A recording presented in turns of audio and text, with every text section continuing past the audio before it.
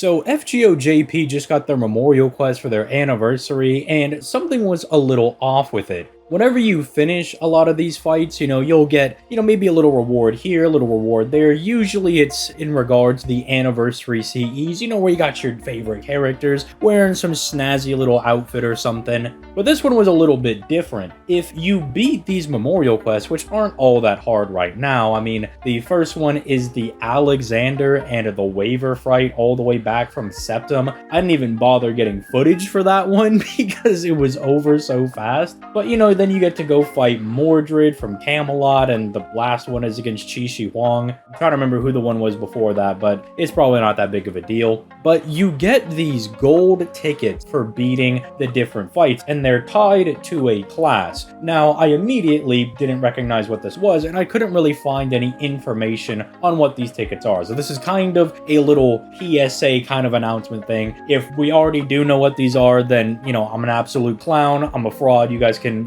get me in the comment section down below. But I immediately, ran into my Discord and I was like, does anybody know what these are? And then, I started looking on stuff like Atlas Academy that has all the little updates for every update we actually get for the game, and they kind of detail all the little things. And they're like, oh, there's nothing notable in there. So I was like, well, maybe we just don't know what this is. So after asking around, trying to translate the little thing or bring it to the different, Da Vinci shops, I was like, oh, well, maybe you could exchange this for some kind of saber material. The time to face the music on what these probably are going to be really hit me. And seeing as it is the 10th anniversary, I do think this might be rather likely. Now, I don't think it's something as crazy as, all right, you can use the gold saber ticket to get any saber in the game. Like, that's ridiculous. Like, that is really, I cannot see that being a thing that they would do. But if you think of it like, you can use it to get any 4-star saber in the game, kind of like the 4-star tickets that we've had in the past. But even if it's not the limited characters like, Saber Gareth. I don't know why that's the first character that comes to mind, but that's a limited Saber 4-star that probably they're not going to let you get. But if it's any of the story-locked ones,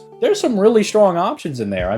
Not only do you have some fan favorite characters like Nero in there, but you also have some really strong characters like Saber Alter, who people on the NA version are getting to experience. And if that is the case, I think this is lining up to be just quite possibly the best anniversary of all time, bar none, without a shadow of a doubt. Because even if you don't get the character, even if you whiff the GSSR, even if you whiff the Destiny Order summon, you're at least guaranteed something, right? Like, you're at least going to be getting free characters for essentially completing fights you've already beaten. Although, that being said, I might have underestimated the Qi Shi Huang fight a little bit. I kind of forgot that dude does actually have some hands. He will crit you into oblivion, and I may have lost 1 or 2 of my runs when I went in there just because I was like, we'll just run in there, we'll butt blast this guy, and we'll move about our day. And I was like, oh yeah, I forgot, hold on, this guy's critting for real damage, and he can stun your whole party. So, don't forget that some of these fights do indeed actually have hands. Some of them will piece you up and put you back in your place. Although, I really do think Qi Shi Huang is the only one that's kind of a big deal for that. But we'll see moving forward. I'm kind of speculating that we should see some kind of just 5-star ticket in general for the 10th anniversary. It's not that big of a deal, just for the unlimited characters, like your Saber Artoria or Waiver, or like Tamama, these unlimited, or is Tamama story locked? I don't remember. Somebody in the comments will yell at me in the comments about that. But, just for these characters that you could get for finishing Fuyuki, right? It's not that big of a deal, and it's just kind of a nice thing to do for players if, you've missed out on some of these characters, even including some of the story-locked ones. If your favorite character is Mordred, is it really going to be, digging deep into Lasengul's pockets to let somebody pick Mordred for free? Probably not. I picked Nido Alter on the last one just because I like Nido Alter a lot. Is that really going to hurt them? No, because I wasn't going to summon on any Nido Alter banners anyway, because on JP, I'm trying to bag the new shiny golden units, these new meta-defining characters that are nut-bustingly broken. But if they're going to do this on top of that I think would be really, really sick. And again, this is potentially as well, depending on what they do for Olga. I'm kind of locking in that the gacha character for Anniversary is going to be Galahad, in which case, thank the Lord above, I can skip the Anniversary gacha and just save for hopefully Summer Medusa, Summer Medea, or Morgan 4.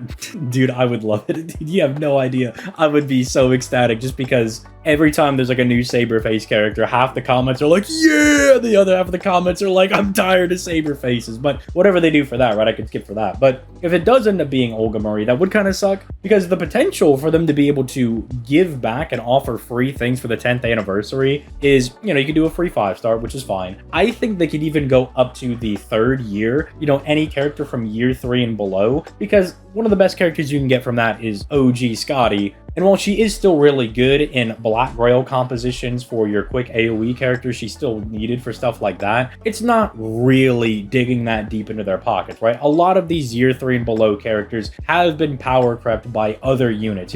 While Kama and Melt are really strong with their buffs, Lilith is an absolute monster, right? If you're going for the best character for your comp, you're probably going to always be reaching for Lilith 99 times out of 100. But if it's just, again, like they did last time for the last 5-star ticket, if it's just story lock servants and, the general pool servants, that's fine. And then if they're tacking on these free 4-stars, like potentially 1 per, class, that's kind of nasty, dude. That's really, really cool. Because even if it's just story lock and below, it's not including any of the limited 4-star characters, that's still really nice. Because think of how many really cool 4-star characters are locked behind being story locked. Saber Alter comes to mind. I mentioned Nero just being insanely popular and kinda has been fixed with her most recent buff, but there's even characters like Edison that I've been playing around with a little bit more now that I have him over on JP, and that's a really cool, fun character to use. Again, that's a character that they are literally just 1 buff away from going from a solid option that you could kind of sneak into a team if you're trying to be quirky, to then being a legitimate option you could bring. I mean, they're very close to bordering on that anyway. So let me know what you guys think in the comment section down below, because then think about that as well. We're all kind of speculating that Olga might be our first 5-star free-to-play character, which would be really cool. I know some people would say, oh, it's taken them forever for them to give us something like this. Better late than never, I say, right?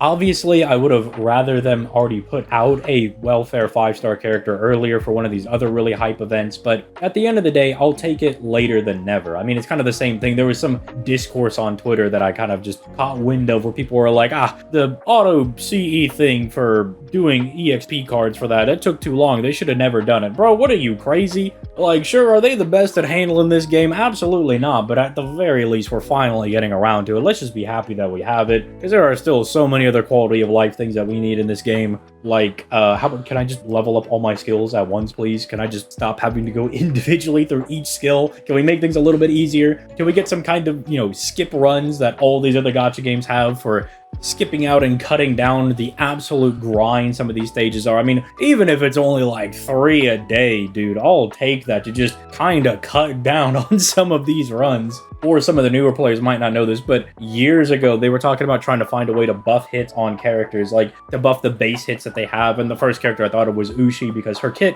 is pretty solid, but she's really held back by the fact that her year 1 hits are just not very good. It makes it really hard for her to get going, because when you have 1 to 2 hits on everything, it's kind of hard to refund NP. Or in some other characters' cases, gen stars and stuff, but mostly comes down to genning NP. But again, different video for a different time. I would obviously like to get this stuff, earlier. I'd rather have it at, years ago, but if you're going to implement it now, I'll take it, Kind of an offhanded tangent at the very end of the video, but let me know what you guys think, what these tickets are going to be. If we already know what they are, then I guess this was just a nice speculative video, I suppose, but I was looking around all day and I was waiting for somebody to be like, oh yeah, this is what it is, man, or like, DMing some people and they were going to be like, oh yeah, we found out what this was. They tweeted it out randomly or some random in-game notice, but I have not gotten any answers to that. I was like, I have no idea what these tickets are, so could be really cool. It could be something that's not super cool. It could just be like, here you go, buddy, here's 1 free material for one of your Saber characters. Maybe it's just to level up one of your Saber characters from level 1 to 100 or something, or 90 or whatever the level limit would be for that. I don't know, it could be something far less cool than getting a free character, but we'll have to see. Anniversary's in a couple of days, so strap in, get comfortable, because the content's gonna be a-flowing, and frame 1, as soon as that character's announced, your boy's gonna be there, front row seat, popcorn in hand, ready to see what they're dropping. But enough yapping out of me. I'll catch you guys in the next video. Bye!